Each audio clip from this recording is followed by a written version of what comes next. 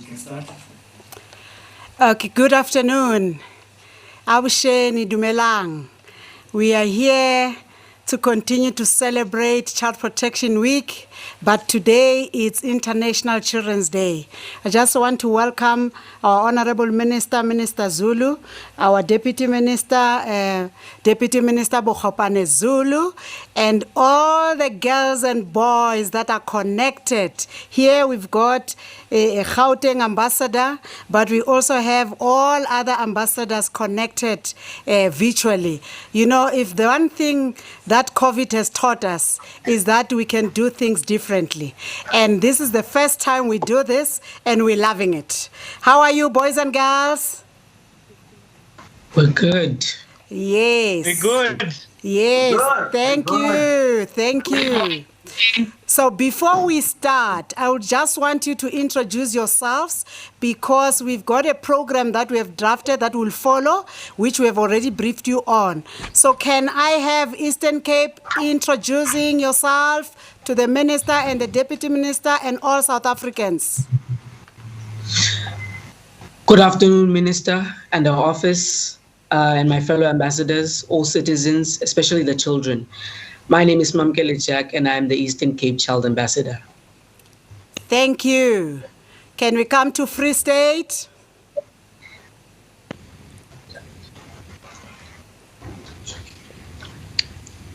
Free State. Hak Free State.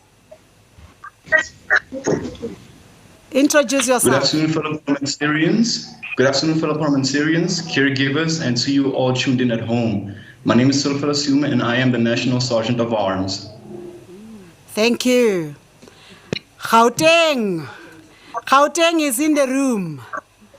Good afternoon, ladies and gentlemen. My name is Tato Mhlungu, the Speaker of Nelson Mandela Children's Parliament and the Child Ambassador of Gauteng. Thank you. Limpopo. Greetings to all the children out there and the minister. I go by the name of Matalisa Chapanga, Ambassador of Africa. Greetings to everyone out there and respectively the children of South Africa. I am Vamnye Freddy and I'm the President of the Nelson Mandela Children's Parliament. Thank you. KZN. To the Minister, the Deputy Minister, and all of my South Africans, I greet you this wonderful Children's Day. This is Siviwe Mboyana from KZN. Thank you, KZN. Mpumalanga. Greetings to all South Africans. I'd love to greet all the children in our country. I am Buhlema Tebula, the Child Ambassador of Mpumalanga. Thank you, Buhle. Northern Cape, North Cape.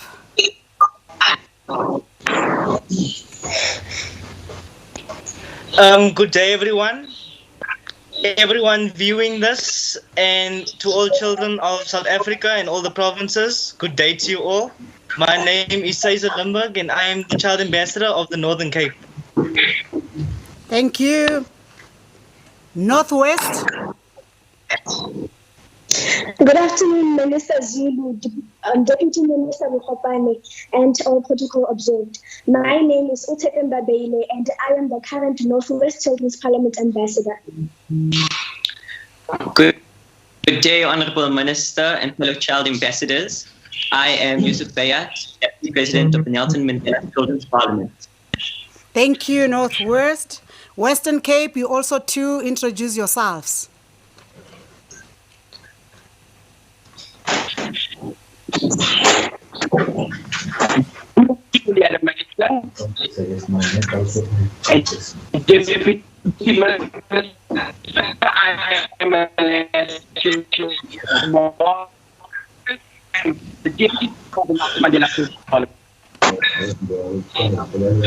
We didn't hear that. We didn't hear it. Alessio, can you repeat yourself?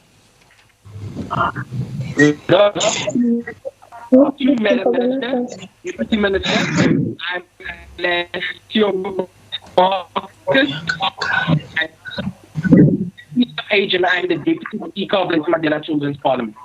Thank you, Deputy Speaker. Then the other participant from Western Cape. Good day, Honorable Minister and Deputy Minister. I am Ayaka Dono from the Western Province, and I greet all the young South Africans out there. Thank you so much, boys and girls. Now we are continuing with our program. I will call upon our Honorable Deputy Minister to do opening remarks and greet you, and then followed by the keynote address by the Minister. Thank you.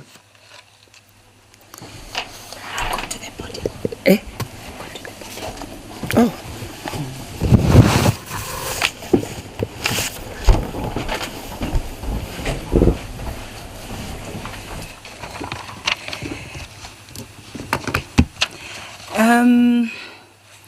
Good afternoon, Minister. Good afternoon, girls and boys. Good afternoon, guys. Good afternoon, ma'am. Good afternoon. Let's say afternoon to South Africa's children and say we wish them Happy International Children's Day. And for those kids that are doing history, you will know that this day has been celebrated since 1960. So it's been a day that's been there to actually recognize the rights of South Africa's children. You'll also know that the day came about because women met and women felt that it's important that we begin to actually give children a platform to be heard, not only to be heard, but also to be seen, to be understood, and also given a place. So today we celebrate International Children's Day as South Africa under obviously very difficult situations. And we take this opportunity to reflect on what actually this day means as the world over faces the COVID-19 pandemic. And what does it actually mean for us as children? To children, as we give you feedback, we want to say the plan of action for children will be going to cabinet soon. It's been consulted upon, and you will know as child ambassadors, but also as South Africa's children, that you have indeed participated in the consultations, and you have actually handed over, when we started the sixth administration, the children's manifesto that actually was contributions to the plan of action for children. But we also know that every child, we are covered in terms of South Africa's constitution, and our rights as children are absolute. And those are the only rights in the South African constitution that are not progressive. So what does that actually mean for us as children? Today, as we look at COVID-19, what does COVID-19 say to children? It says a number of things, which together as a government, as children, as families, as grandparents, but also actually as the village that we are trying to reconstruct. We keep on talking about the village, but now we need to find our way back to the village because we've lost the village. And we know the saying that said it takes a village to raise a child. Somehow, as we became smaller nuclear families, we lost the issue around the village. So as the Department of Social Development, we need to build the village back. So what do we need to get our village back? We need children that are actually raised in a family that is conducive. The family that does not constitute of the mother, the father, 2 kids, a cat and a dog. No. We need the family that actually takes into consideration the role of auntie, ugogo, umkhulu, umalume, so that we don't begin to talk about extended families, but we talk about a family unit that has a support system.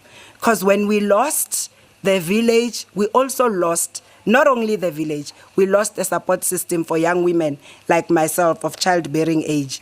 We never used to struggle in terms of whether we go into the farm, whether we're going out, whether we go into the river, there will always be somebody to look after our children. What did COVID do? COVID and lockdown brought a number of challenges for children.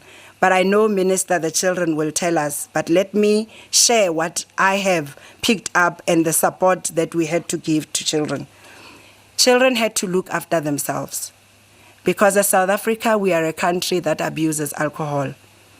And with a lot of abuse of alcohol comes the removal of alcohol, unsupervised detoxification.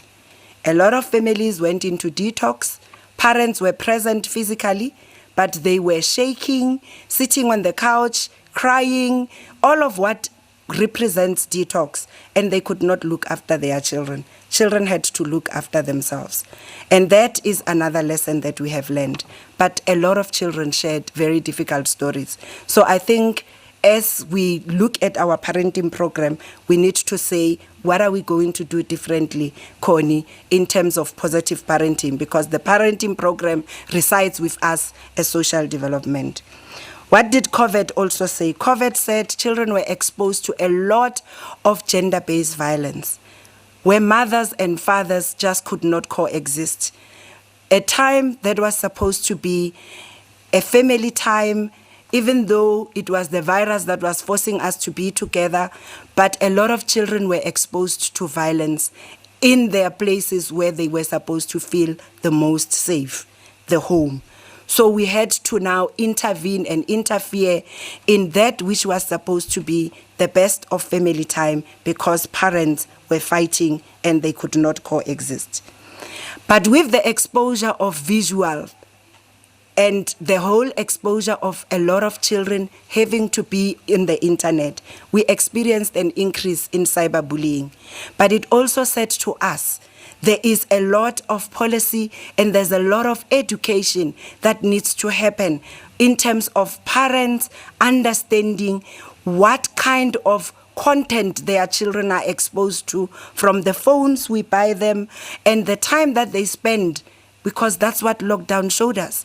The time that our children spend in front of the television watching shows and content that are not child-friendly, and that as parents, we subscribe to a lot of the, nice DSTV channels, but actually we don't understand the issue of parental control and the importance of why parental control needs to be in place. So we saw a lot of children being exposed to a lot of content that are not really child-friendly, and that contributed to additional frustrations that children experienced by being locked down. We also saw a lot of children out in the streets because their homes are very small. And when the adults are in the house, the children had to go outside. And children had to play outside, sometimes without warm clothes in the cold, without masks on their faces, even though we said it's important that we have a mask. We also saw a lot of disabled children that were left without caregivers. And the caregivers could not get to the homes. Our autistic children had to forfeit that which is an issue of life and death, the walk that actually makes them to be able to function.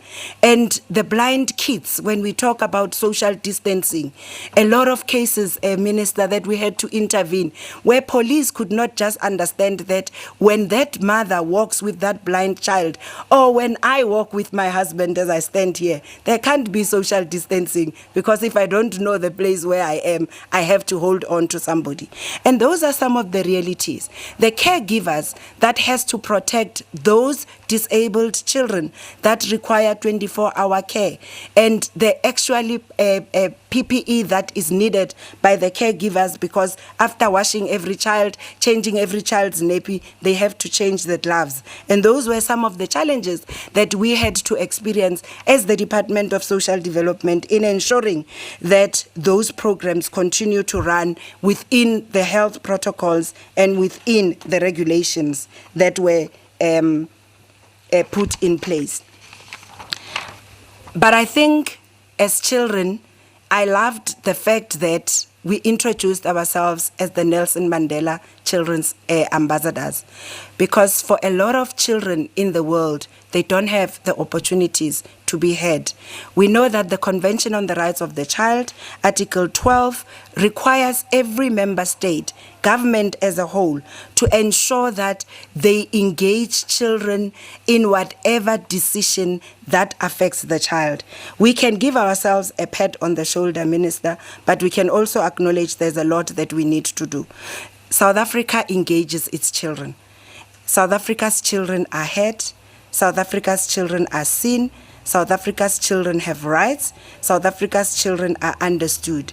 And we hear your voices as you call onto us, your government, your grandparents, your uncles, your mothers, your fathers, your aunties, but also amongst yourselves, because children can also be very cruel to each other.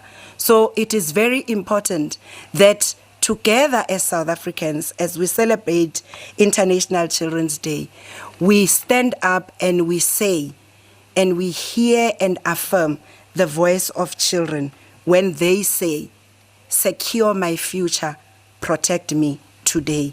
Not next week, not next month, today. And we committed as this government, as the Department of Social Development, the custodians of the rights of children, to say, we are hearing you, we are securing your future, and we aspire to protect you today in partnership with yourselves. I thank you.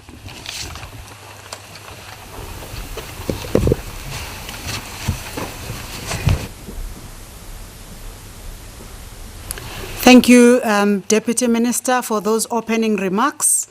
Really food for thought for all South Africans and everyone else who's listening, and also the children themselves.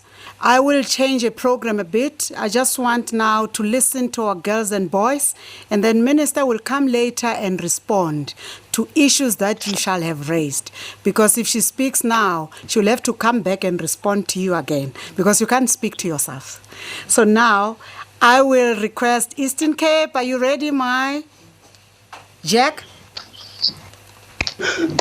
Yes, ma'am, I'm ready. Yes, speak to us. Good afternoon again to the Minister, her office, my fellow ambassadors, all citizens who are watching. My name is Mamgele Jack, the Eastern Cape Child Ambassador. We are all facing the biggest crisis of our time, and every experience is different. But one thing is clear, our lives will never be the same again. Children are the most adversely affected by this, and the children of the Eastern Cape face a number of challenges during this time. Many kids have no phones, laptops, or any sort of internet access, so online studying is impossible for them. They have to rely on textbooks and written material, which is also lacking. Children in the Eastern Cape, which is vast with 5 rural districts with no proper infrastructure, face sanitation facilities deficit. Many schools, especially in the rural areas, rely on pit toilets and water taps, but they don't have modern water delivery systems. This is a health hazard during this period of coronavirus, whereby all the citizens are expected to regularly wash their hands, not to mention the lack of PPEs, which are necessary for derailing the spread of the virus. Basically, our entire way of life has been uprooted for those of us in the final year of high school. Already, we had an enormous amount of academic workload, and find it hard to cope during this stressful time. But the lockdown itself has had some benefits, because we have now adopted the practice of self-studying.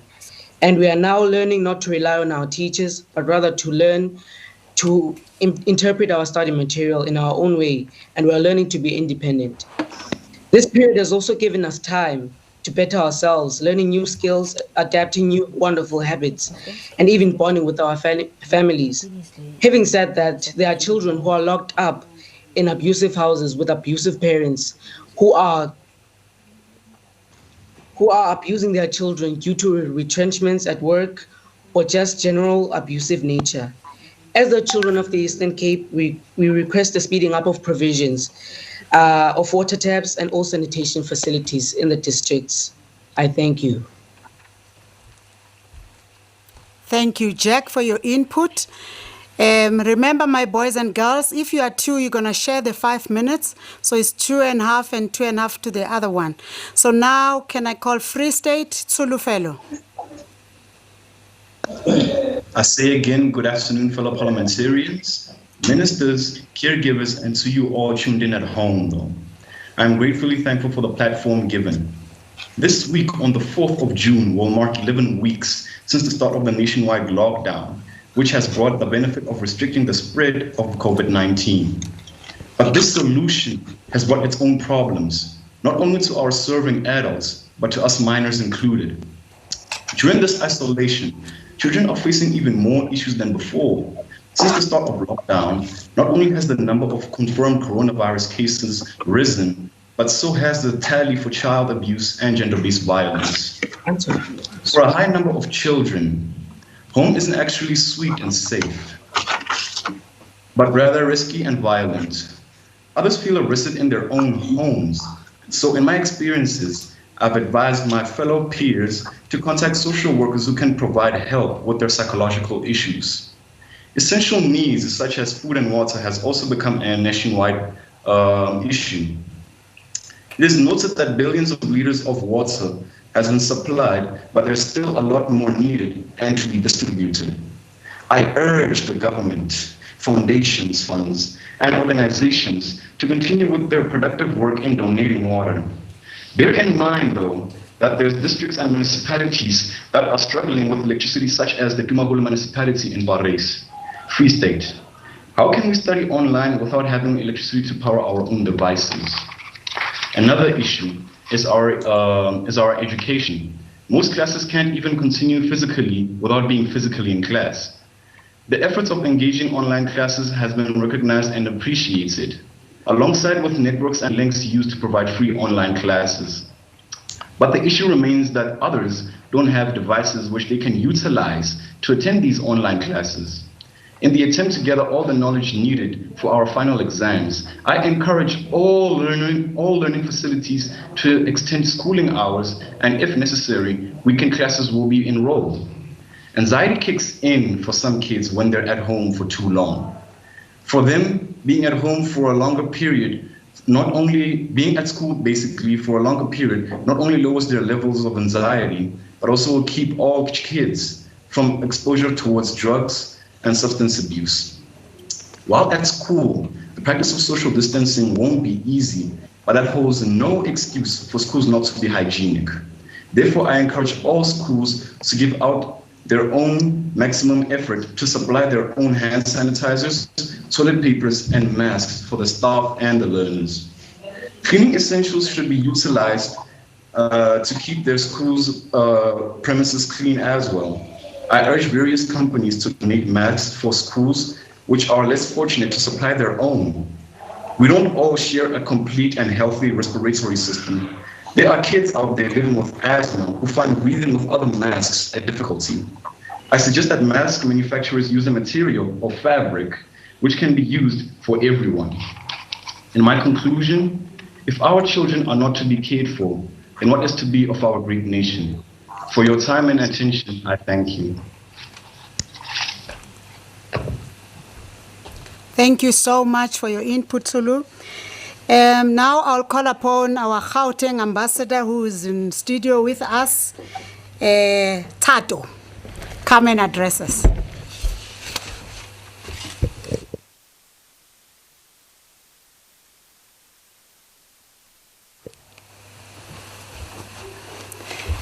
A child is a beam of sunlight from the infinite and eternal with possibilities of virtue and vice. A child is not a thing to be molded, but then a person to be unfolded. There's literally nothing in this world that can ever replace a child. A child is irreplaceable. Ladies and gentlemen, I greet to all. My name is Tato Mhlungu, the Speaker of Nelson Mandela Children's Parliament and the Child Ambassador of Gauteng.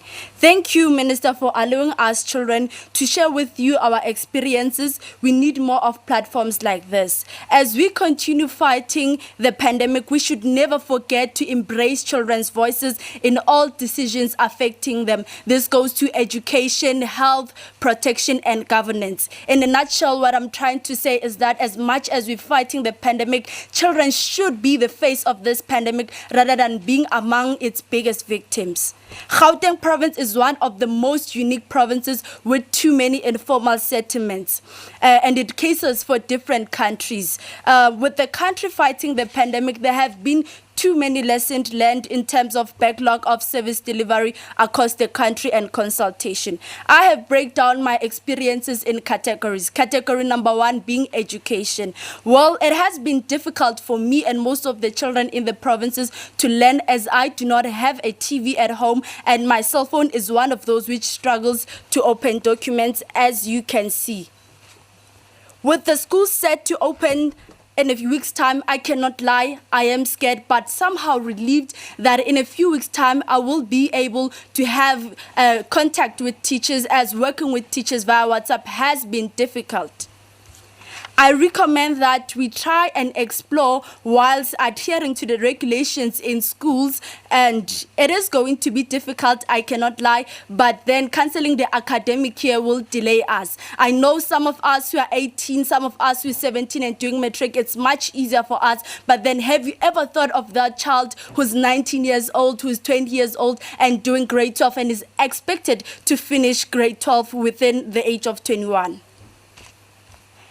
May children be consulted in redesigning of the education method, as they are the ones supposed to go into those institutions. Category number 2 being protection. I am from Katlehong, where a man was shot with a rubber bullet in front of children, and to date we have 3 children who got hit by metro cars. And recently, where I come from, we had a case whereby a man shot his wife in front of a 5-year-old, and not only that, but then he also killed himself. How traumatic the experience has been for that child. These incidences will contribute to anxiety and depression of children, although we are largely spared from the direct effects of COVID-19, but then we need to acknowledge the fact that the crisis of COVID-19 will have a profound effect on children's well-being. May we please prioritize psychosocial support for all children in a child-friendly manner. Yes, currently we have Childline, but then it operates on certain hours, and some of us have breakdowns in the middle of the night. Thank you, SABC, for sharing stats of number of reported cases on gender-based violence. May we please have data showing number of reported cases on child abuse. We believe that as children, we can assist in monitoring, and we can develop more messages combating such behavior. Last but not least, under social, unfortunately, I am one of those kids whose parents lost income during COVID-19. You can imagine how the stress it is at home, as no one is employed. The stress at home is on the peak. I'm raised by my mother, and my father is one of those people who were taken from the streets simply because he is a user. You don't know how difficult it has been for me as a child, not knowing how to assist. I am a child, I deserve to be loved. I do reach out to Save the Children's Group. Thanks to the children's group that we have, it helps most of the time. But I am ready for full psychological support, as I do not want to grow up with pain. Minister, may we please be consulted and also be allowed to contribute to the solutions. Let's protect the generation of children to fully develop. Please open up platforms for us like this, not just today or during COVID-19, but forever. Children's voices matter too, I thank you.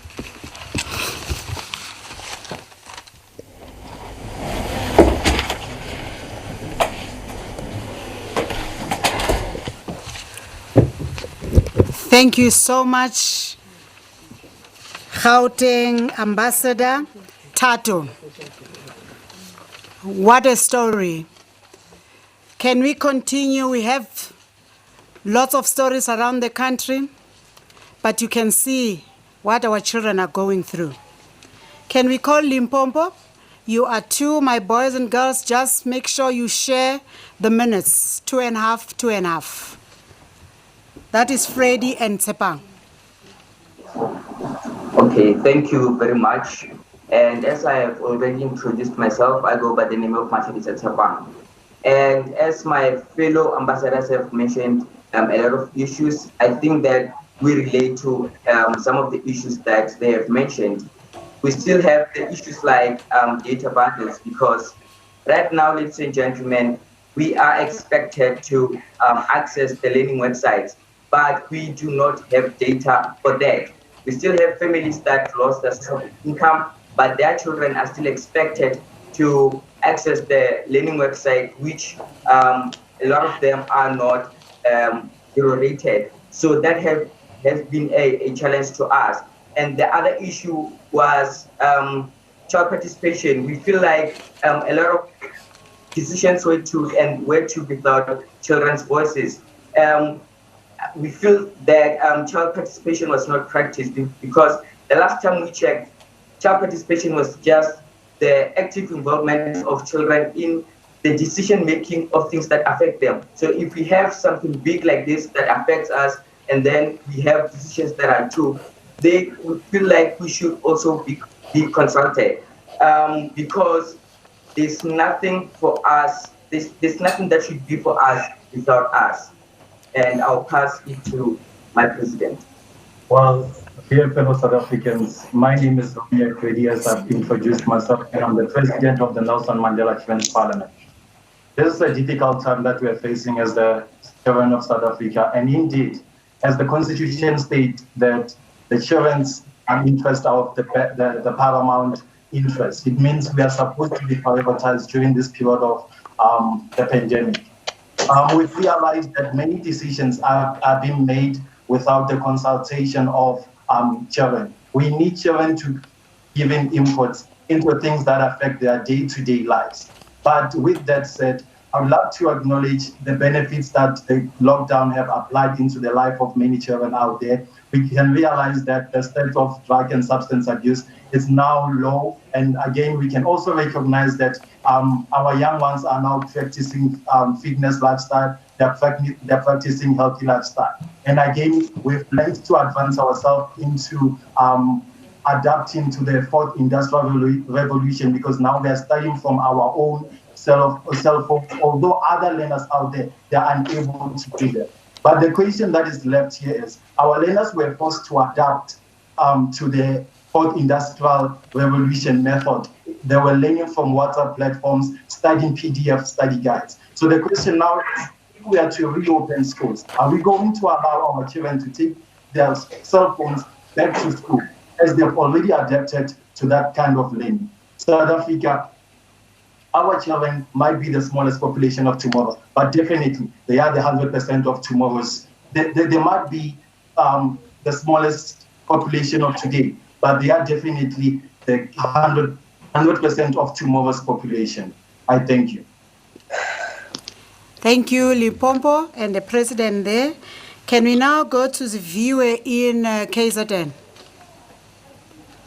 Once again, I greet my beautiful nation on this beautiful day. This is Siviwe Mboyana, the Child Ambassador for KZN. So during this national lockdown, we've been told to stay within the confines of our homes to protect ourselves from COVID-19. However, more issues have risen because of that situation. The first issue will be online learning for all of us, I think. As we all know, that has been a problem for many people. We have households that don't have electricity, smartphones, or any other technological devices. Some schools in rural areas or even urban areas don't provide textbooks, so the child is stuck at home with no means of moving forward. The second issue is vandalism in schools. KZN has had 225 incidents of theft, burglary, and arson in schools since the start of the lockdown, and only 9 people have been arrested for it. The third issue would be poverty. Since the lockdown started, parents or breadwinners have lost their jobs, which means that they've lost income to buy food and basic necessities. People are starving, and as much as food parcels are going around, not everyone is getting them. We also have children who depended on school feeding schemes for food or from their friends, and so this lockdown will be a big issue for them. On the issue of child-headed homes, we have homes where the oldest child has to push trolleys or clean gardens in order to get money for food. And since the lockdown has restricted that, how will the children get food? Here in KZN, we already have children suffering from severe acute malnutrition. And most of those children are from child-headed homes. And in every 10 of those cases, one child dies in every 10 of those cases. We also have the issue of child abuse and neglect. Since the 27th of March, 449 cases have been opened in relation to domestic violence, and only 3 out of those are child abuse cases. I don't believe that 3 children have been abused, but it is because the lockdown limits movement. Most abused children don't have access to cell phones to call or report, and this lockdown does not allow them to run away from their abusers. On the issue of neglect, here in KZN, a parent has left an 8-year-old child to care for her younger siblings while she was gone for 2 weeks. And I'm sure this is not the only case. On to my concerns, I am worried about how included children are during this COVID-19 situation, because so far I have not seen stats on exactly how many children have coronavirus. I have not seen stats on how well exactly this online education thing is working for us. I would also like to know what happens to the children whose parents are in hospital or have died because of COVID-19. Because here in KZN, shelters are full.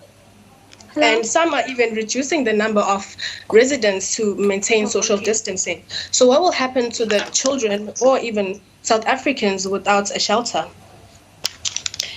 A facility here in Durban was going to house more than 800 people, but the landlord feared, quotes, jeopardizing his reputation by housing street dwellers. And this is not the only case, I am sure. My third concern is the budget for children. Here in KZN, we have 5 million children, which almost makes up half of the population, and yet the apportionment does not back that statement. My fourth concern is the issue of going back to school. Some schools don't have water, and yet they are expected to wash their hands. Some schools have small classrooms, overcrowded classrooms, and so if we reach a specific number of children in classrooms, what happens to the rest of the children? My fifth and most important concern is that the Department of Social Development should not be coordinating children's matters. The presidency should. I say this because the Department of Social Development does not have full access to the Department of Health, the Department of Finance, or Education. So presidency is in charge of all of that. So I think that coordinating children's issues would be easier with that strategy. I thank you for listening to me. You have just been fired. Thank you, Siviwe.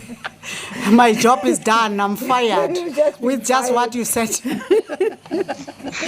Okay. Thank you for your input. Can we now ask Buhle from Mpumalanga, where the sun rises? Thank you, ma'am. I'd like to greet you all once again. I'd love to thank the MEC of Education, the MEC of Social Development in the province, and also the officials. And also, I'd love to thank the Office on the Rights of the Child. We all know that child protection is the point whereby a child is being protected by the law from being bullied, raped, or even killed. My first concern was about going to school. I personally feel like it's really not a bad idea for schools to reopen, but the problem is the timing and the level that our country is in during this COVID-19 lockdown. I mean, we all want normality and schools to reopen, but we cannot go to school until it is safe to do so. We are worried about the spread of the virus if schools reopen, and schools cannot close forever due to the virus, so we must find a way to live with the virus.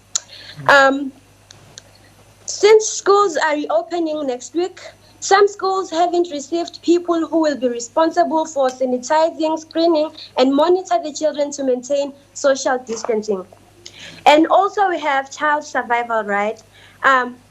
During this lockdown, we have to look at the child survival rights. Firstly, we have to look at hunger and poverty. Some children depend on school feeding schemes for food, and then after school, they go to bed hungry. Their parents are not working, so they have no source of income. And then My other concern is home or online schooling. Under online schooling, not all of us have the money to buy data, and data nowadays is very expensive. Sometimes in our communities, we would go for about a week without network. So we cannot buy data, meanwhile, we have no network. And then under homeschooling, some of us cannot study without anyone explaining the notes to us.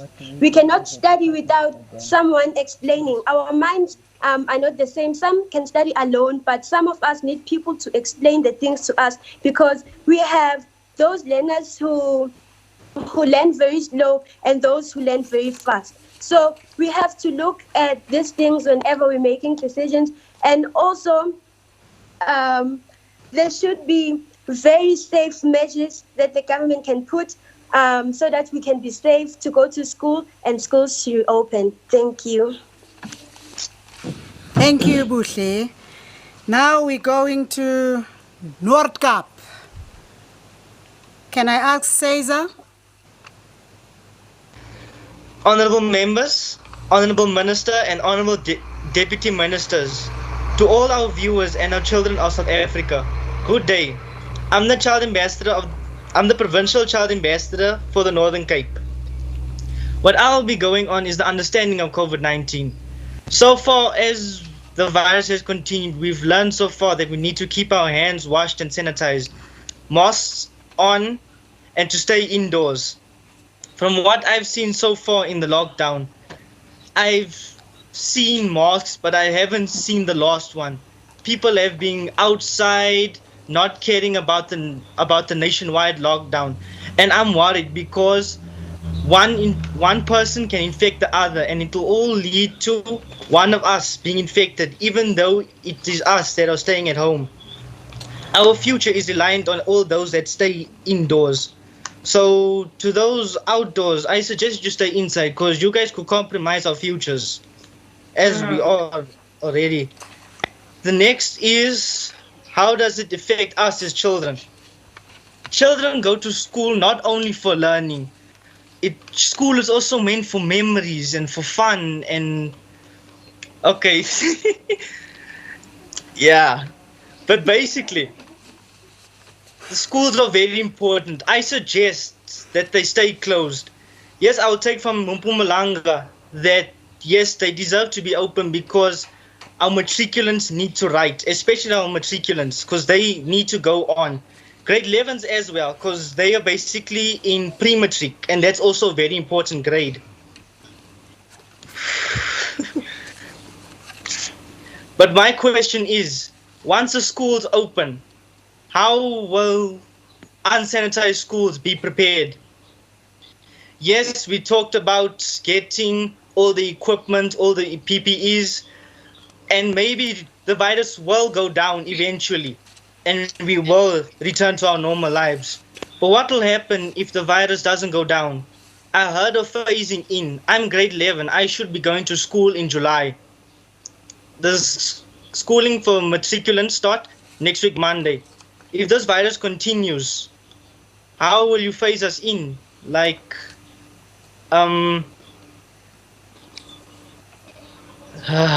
relax.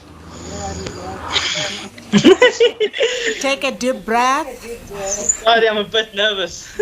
It's okay to be nervous. Take a deep breath and continue.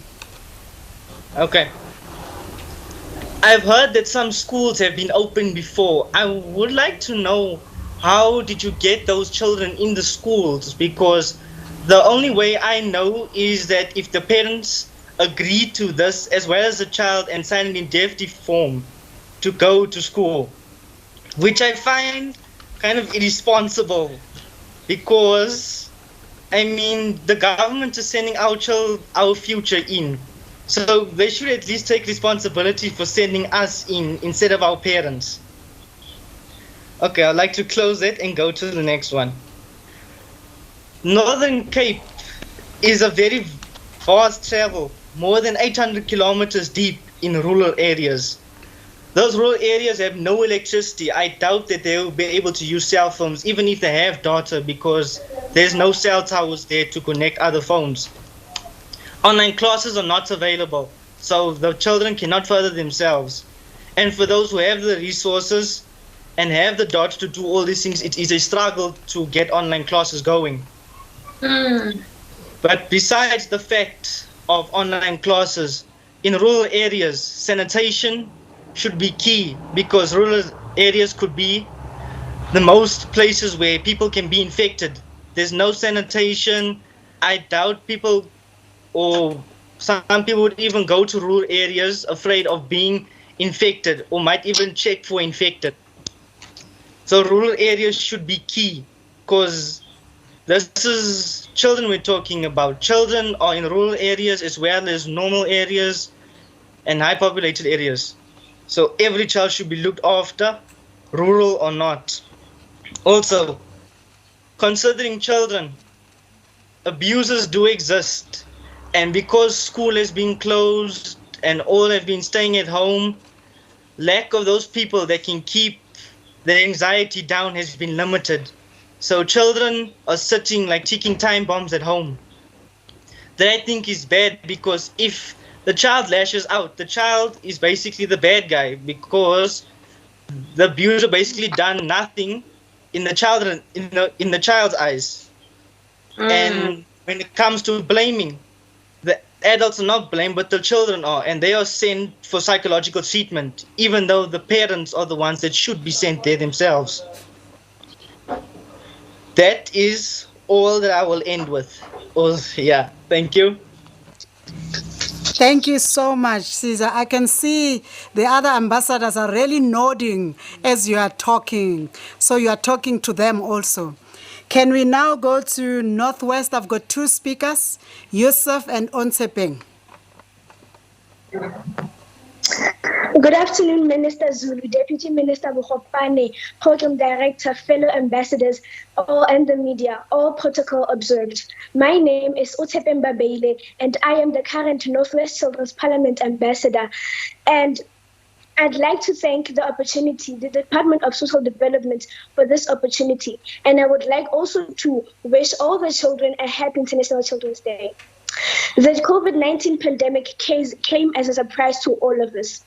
Governments, schools, hospitals, parents, and teachers, and us as students and children, no one was ready to face such chaos. This pandemic has taken a toll on us. Physically, be it physically, emotionally, mentally, and financially. Online schooling has its advantages and disadvantages. The positive side is that a learner is able to access more info on a particular topic and tend to have more time on their hands as they make their own timetables and adhere to them, because they are motivated enough to communicate, because they can communicate with their teacher. On the other side, the downside is that not everyone is able or affords to buy data on a regular basis. And not everyone has access to laptops or smartphones. Online teaching also promotes procrastination, hence they accumulate a lot of pressure in finishing their schoolwork as they think that they have time, but they don't. Learners who aren't self-motivated, that need a face-to-face interaction with their teachers, aren't able to do so at this stage, causing them to be demotivated and putting them at a huge disadvantage. I suggest that all districts in all provinces have a resource center where children whose parents cannot afford to buy data can go and access and be positive to online schooling. Our minds are already used to being wild and free. Roaming around and interacting with friends, be it at home or at schools, was part of our daily lives. The lockdown has restricted us and limited us to our yards. We can't visit our own friends, and it's like we can't visit our own friends. And as we do this has had a bad impact on our mental development, as human interaction is very vital for us at this age. Video calling and other forms of communication isn't available for every household, making contact almost impossible. Thank you, Yusuf.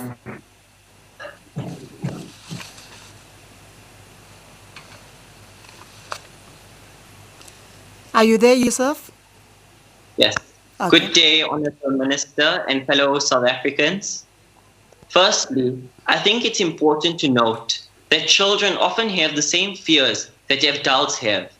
Fear of anxiety, fear of losing someone you love, feeling disheartened, loneliness.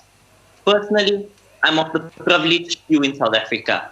I can afford to download my school's work over WhatsApp. I am able to access online resources and have access to my own study material.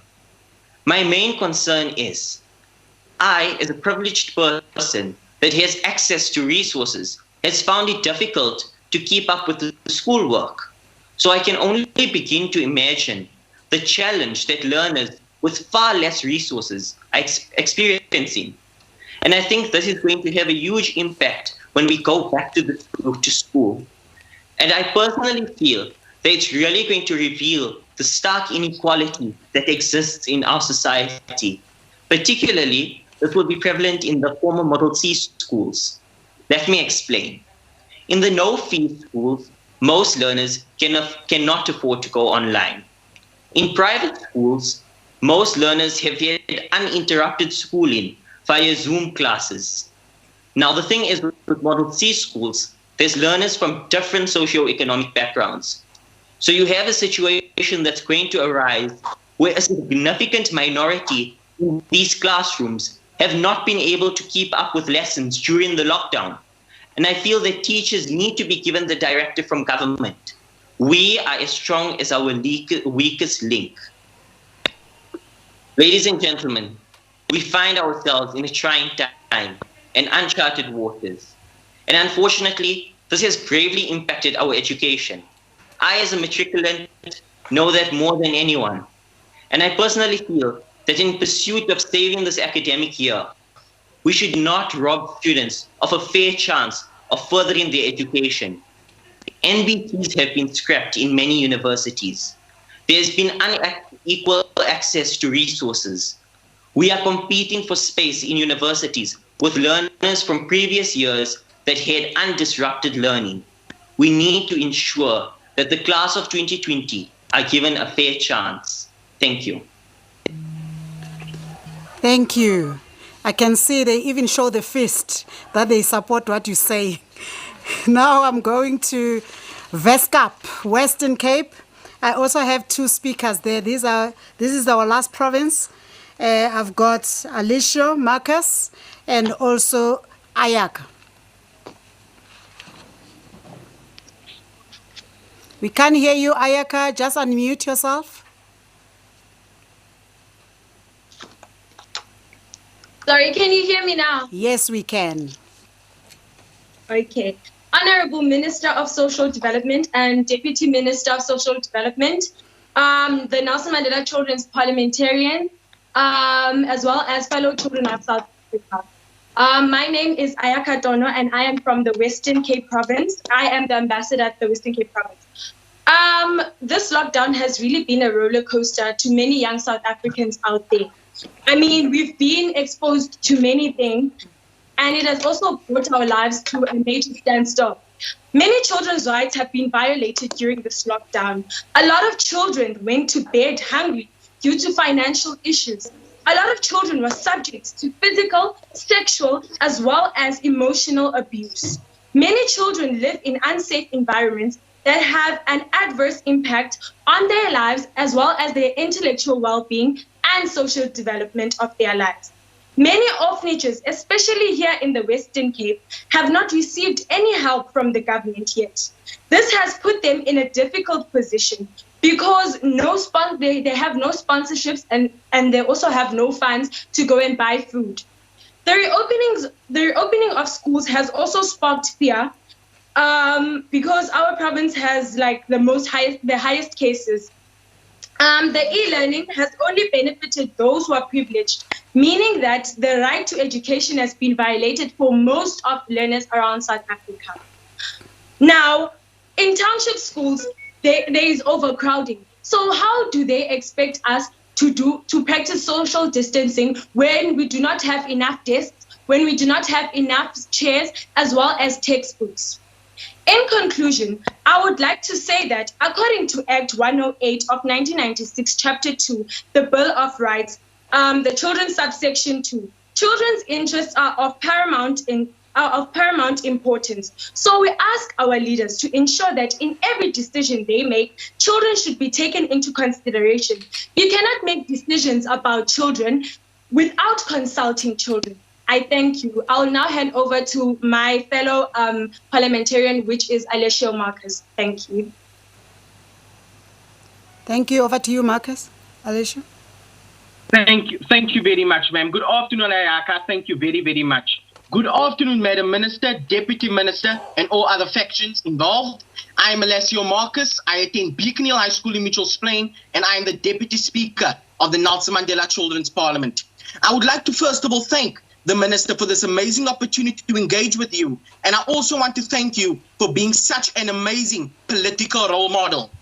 My experience under lockdown has been somewhat easy and difficult at times. I, as an individual, am moderately comfortable in the sense that I have internet connection, and I also had the opportunity. Can you hear me? Please continue. Okay, thank you. And I also had the opportunity to self-study.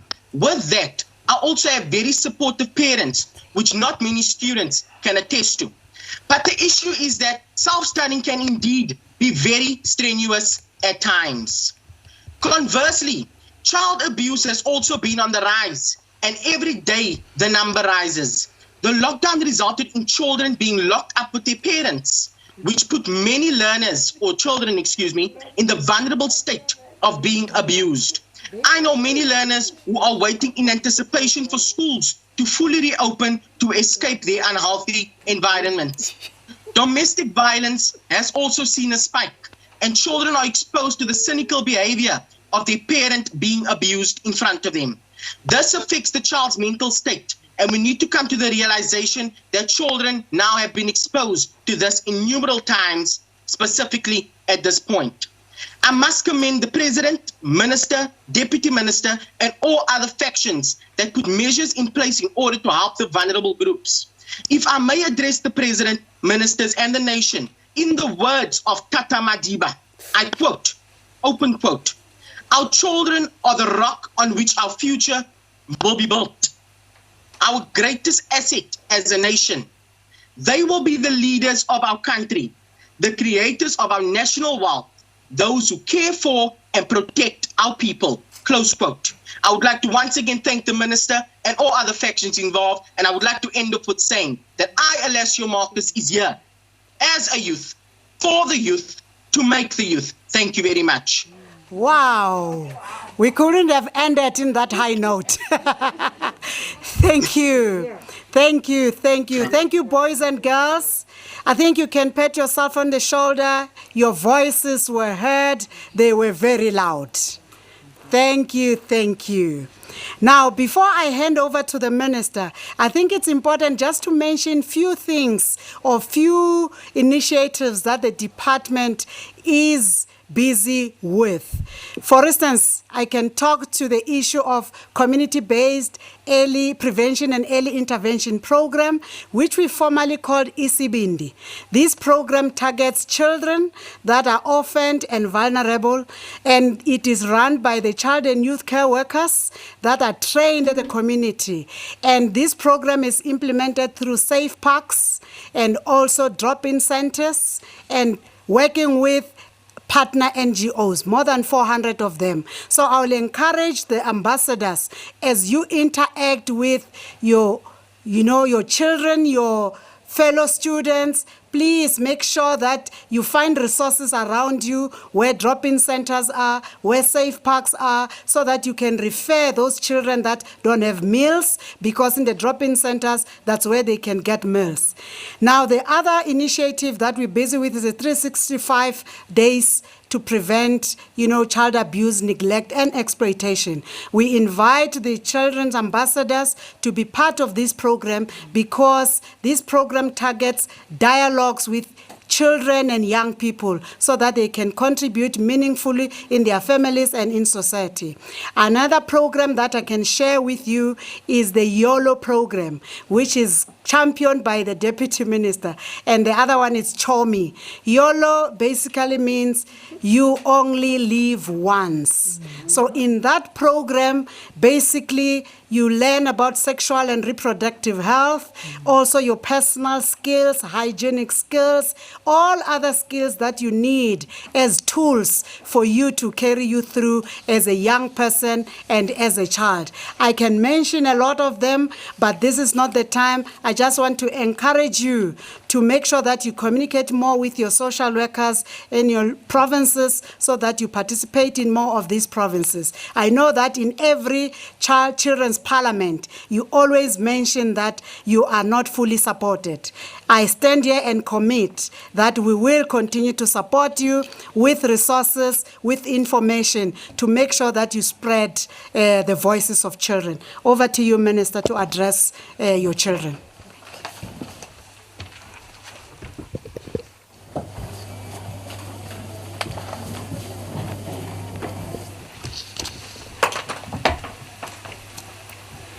Yo, hi guys, I can see you from here. How are you? Yeah, good to see you. I'm happy to see you again, and let me just thank you all for coming up so quickly. I know we didn't give you enough time for you to prepare for this day, but it's just something that occurred to us as we were thinking about how can we deal with this differently than we did because of COVID. And we thought, why not connect to the ambassadors? Because we believe that you guys are your ambassadors for all the other children who have not had an opportunity to connect here today. I think I'd like to firstly thank in particular your closing remarks, by the way. You're the next president, ne? Let's agree. I want to thank Tato sincerely, and DM, thank you for taking Tato out and just having a conversation with her so that we can then be able to follow up on the challenges that Tato is facing. You see, the face of poverty and the face of inequality and the face of struggle, when you look at Tato at a glance, you would not say anything. You would think that Tato is fine. You see Tato in her uniform, nicely dressed, the way she speaks, the way she's in command of the language and all, you would think that everything is fine with Tato. It took Tato to stand here for her to be able to express herself and become emotional about it. And Tato, don't feel very bad about it. You are expressing your journey. You are expressing the challenges that are not only faced by you as Tato, but the challenges that are faced by millions of our other children out there. And so you are strong, Tato. You be strong. And the fact that already you are in the structures of parliament and you are a speaker, ne? Yes, and the fact that you are a speaker, no one would understand what you have gone through in order for you to have been elected to be a speaker, and for you to have been given the opportunity to come here today and be part of this historic engagement. I call it a historic engagement because under normal circumstances, we would have been meeting somewhere, as I met with you guys last year. I met for the first time with you because I came to your parliament. This is historical because we are faced with COVID. And in the middle of all that, we didn't say, oh, there's COVID, oh, there's nothing we can do about it. We thought, what can we do so that we can give the children their voice, which they would have had under normal circumstances in another parliament. And by the way, the children would have had the provincial parliaments. They would have started the provincial parliaments and meeting, culminating in the bigger meeting, which would have been in parliament as it was last year. So guys, we thought, let's give you the opportunity so that we can hear your voices. Because as you rightfully say, what has happened to you during this COVID is something that can be explained and be expressed by yourselves as children, because who feels it knows it better. We thought your voices must be heard because the very theme of this Day of the Children, International Children's Day, the very theme itself, it says, give children voices during COVID-19 and beyond. And let me tell you, I am here as a minister and the deputy minister. We are looking at the challenges that we are facing right now as children, as you yourselves indicated, from health, to education, to transport, to almost everything that makes it possible for you to grow into adults who can be able to take care of yourselves. We thought you should be part of the solutions. So the reason why we decided let's have you as ambassadors representing the rest of the children was for us to connect with you, having connected with you last year where I participated. We were part of your 2019 program, and we received the Children's Manifesto from yourselves. And I had promised you that I will take this manifesto to the president, the deputy president, and government in general. And I want to report back to you that I did do that. I did it the very week that you gave it to me. I gave it to the president. And I'm sure if you were to listen to the news again today, you will hear from that the president is making reference to this very important day. But connected to this day, also remember, is the Child Protection Week. And that's where we feel that your issues that you are raising here about the challenges that we are facing under COVID, the communication that we want to do with you is to say to you, it's Child Protection Week. But remember, we said last year, and the DM, we said the protection of children is not about a week. It is 365 days of the year. And our call to parents, and I like that one says you were locked down, almost locked down with parents. It's like you can't wait to get out of there. So the call from the department, and not only just from the department, it's a call from government overall. Because I know that the Minister of Police, Minister Pegicele, and I hear one of you saying that you want to have the statistics, and I think we should get those statistics and be able to say to you how much of the children have been affected. We can ask for that statistics from the Minister of Health. We can give you those statistics. But of course, we are supposed to be celebrating. But I think for me, is happy on one thing, that we are alive, happy that as South Africans, we have managed to pull our resources together and work with each other. We are happy to have done that. But we are sad of the fact that many of you as children, you are fearful as to whether you should go to school or not. Your own parents are fearful of whether you have to go to school or not. I do want to say to you, you also need to take responsibility. Government must take responsibility of creating a conducive environment for you to go back to school, and we still have to have discussions about the ECDs and all that. We are on level 3, and all of you must understand and appreciate what is the meaning of level 3 in as far as your life and in as far as your activities are concerned. And I want to say to you, your fears, the fears that you have, are our fears too. Because as parents, as grandparents, we do worry about the fact that you have to go out there. We worry about you forgetting about your mask. We worry about you exchanging your masks. We worry about you just being children, because what would be happening is that you are just being children. But we also say to you, you need to take responsibility so that you can protect yourselves, so that you can also protect the people that you leave home. Because as you get out of home, your mother, your father, your grandfather, your whoever is there at home, your caregivers, they will be giving you the advice of what you are supposed to do. They will tell you that you must wash your hands as frequently as possible. They'll tell you that you must keep the distance. They'll tell you that you must keep your mask on as much as you, but once you are out of their space, they are expecting you to make sure that you follow that so that you don't bring back the disease back to them. I think I would like to say to you as ambassadors, I'm going to very much depend on you. And I think the DM would say exactly the same. We will depend on you because there was a reason why the people who are around you elected you. They elected you because they believe that you have a capacity to help them move from one point to the next.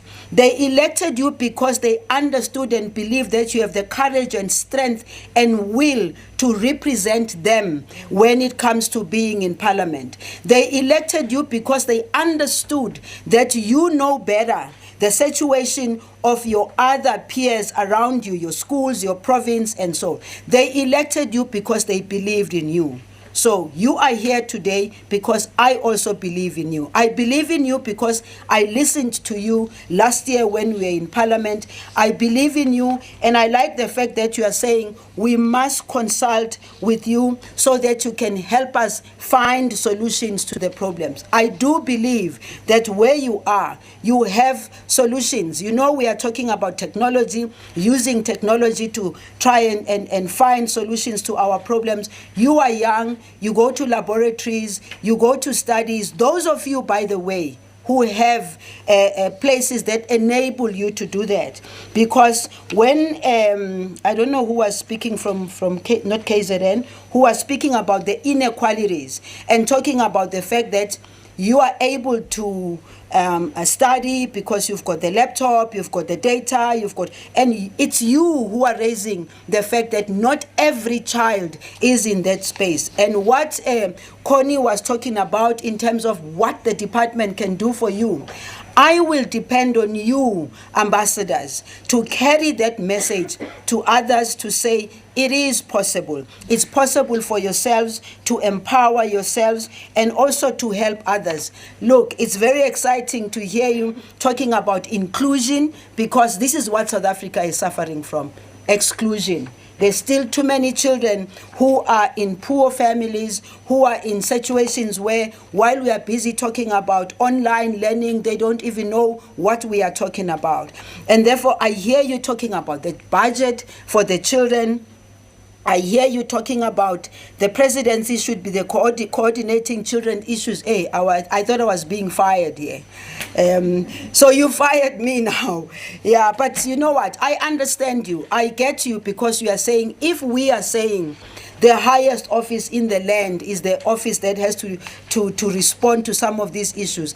The president has got soldiers, and those soldiers are some of us. You see, he gives us the responsibility, and he is expecting us to respond to all the issues that we are raising here today. I do want to also thank the provinces, the premiers, the MECs, and not only just the MECs of social development, but the MECs of everything else that is connected to children. I want to thank the MECs of education, and I want to thank Minister Ng Mutsecha, your minister, for your minister at the moment as far as education is concerned, basic education. We work hand in hand with each other to make sure that your life is made a bit easy. We work hand in hand, and so when there's struggles and arguments about whether schools should open or not, we are not excluded from those discussions. We sit in the NCCC and the net joints. We spend hours and hours looking for solutions of making sure that the nation as a whole works with each other and make sure that your life and everything is improved. It's not easy. The conditions that we are facing today, by the way, I do want to say to you, it's not just about South Africa. The entire world is going through this difficulty. What I think is important is how have we handled it? What have we done to flatten the curve? What have we done to reduce the number of people that are exposed? What have we done to improve in our health system? What have we done to make sure that the messaging that we keep passing as government is a message that does not go over the heads of people? It is a message that is understood, that you as an individual, you as a citizen, as you walk out of home, as you go doing what you have to do, are you really adhering to the protocols that have been explained to you? As you come back home, are you conscious all the time that you might have gone to a place where you might have picked up the virus? Are you conscious that when you get home, you must make sure that you wash your hands, you must make sure that you are sanitized? And of course, again, the sanitization is something that we think that all government departments must help. And the issue is you, ambassadors, you must connect to your local government, connect to your provincial government. You are connected here to national government. And therefore, I'm leaving you with this message. And this is a message for me, which I think we need to use all the time. I'm saying hashtag flatten the curve of hunger, because you are the ones who are talking about the challenges of inequality and hunger that's facing others. KwaZulu-Natal spoke eloquently about the fact that some of the children, they go to school, they used to go to school, and at school they would have the school feeding scheme. And I'm saying hashtag flatten the curve of inequalities, because that's what we need to do. And I think that if we can be able to use the lessons that we have learned now, it's amazing how much we have been able to stand up as South Africans and find a lot of food that is being distributed.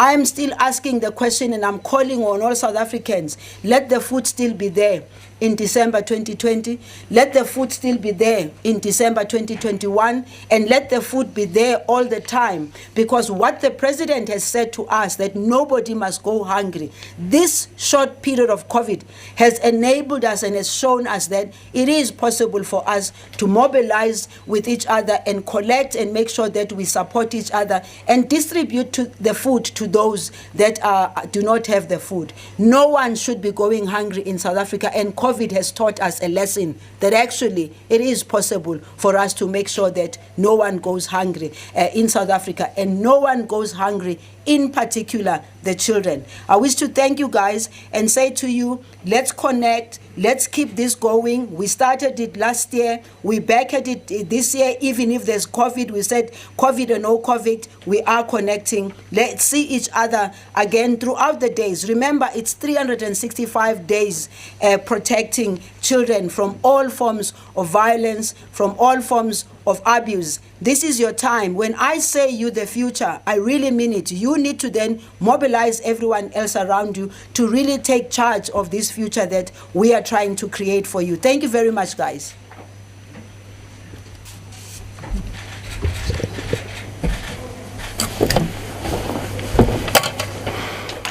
All right, so that's how we come out of that visual meeting by the minister responsible for the Department of Social Development, Lindiwe Zulu, interacting there with the children's ambassadors from the 9 provinces, touching on a number of issues. We do know that we're still observing the Child Protection Week, today being the International Children's Day.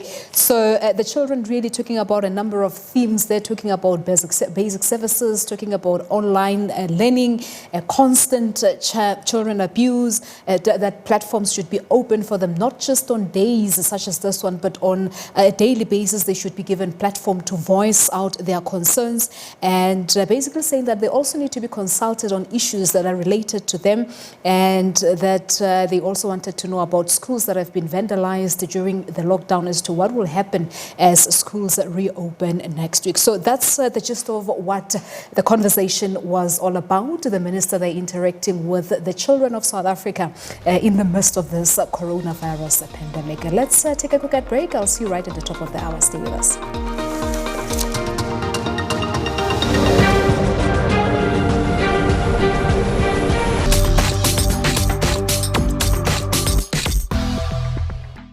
From grade 1 up until grade 4, I was bullied about my dark skin complexion. That made me to hate myself. I have learned a lot from SABC. I have learned to respect yourself and respect other people and love yourself. One of the shows that have inspired me is Skim Sam. It